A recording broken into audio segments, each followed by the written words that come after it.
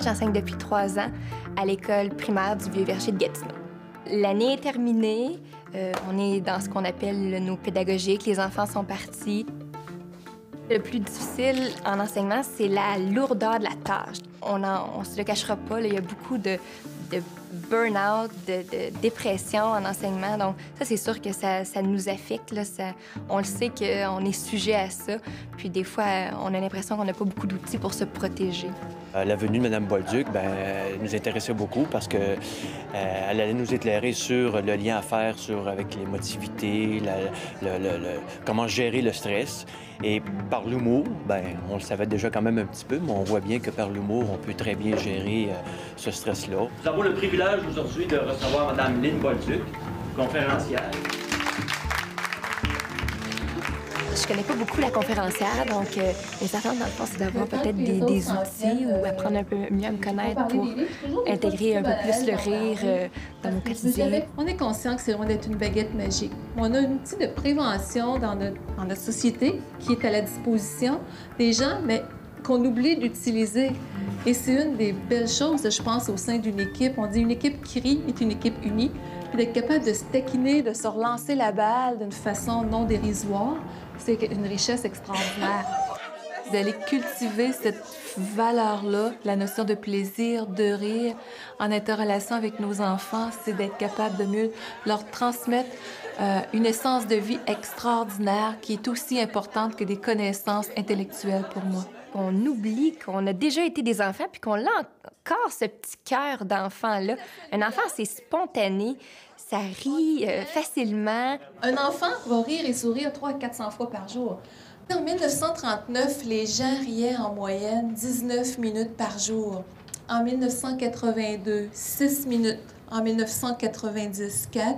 On en est à moins d'1 minute de rire par jour ces années-ci. On a souvent un petit monstre en dedans quand on parle du rire, du plaisir, qui va s'appeler la peur du ridicule. Si je me laisse aller à trop m'extérioriser par rapport au rire, etc., est-ce que je vais avoir l'air moins professionnelle? Je vais avoir l'air d'infantiliser ma vie? On a tout un chum intérieur, des fois, qui embarque.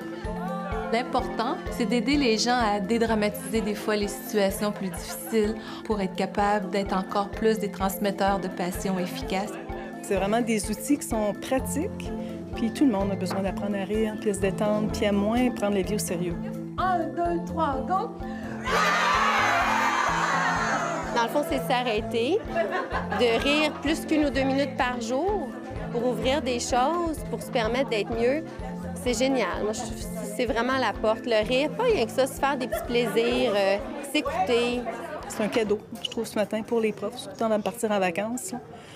Il faut apprendre à se détendre, puis c'est ça, vraiment apprendre la vie moins au sérieux.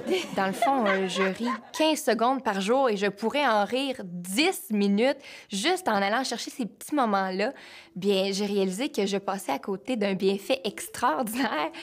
Le rire vient faire, entre autres, un massage complet au niveau de notre musculature. C'est comme vraiment un jogging intérieur. Ça vient masser l'ensemble des organes digestifs parce qu'en riant, ça secoue le diaphragme, le muscle ici, donc ça crée un massage complet. Tout le monde a entendu l'expression « le rire dilate la rate ». C'est un siège de production d'anticorps extraordinaire, ce qui fait que plus qu'on est dans le rire, dans le plaisir, plus qu'on stimule notre système immunitaire. 1 minute de rire équivaut à 10 minutes de rameur dans un gym. Et 1 minute de rire équivaut à l'énergie d'un orgasme. Ça démontre comment est-ce que c'est une énergie qui est puissante, qui est régénératrice. On est tous sortis outillés, dans le fond. Puis je pense qu'on a réalisé aussi que le stress, on pense souvent que c'est l'extérieur, puis on a réalisé avec la conférence que ça vient un peu de l'intérieur. C'est nous qui s'imposons ce stress-là. Le fait qu'on réalise tout ça en même temps, bien, ça nous permet peut-être de s'entraider à relâcher certains éléments qui nous amènent des fois à un stress complètement inutile en enseignement.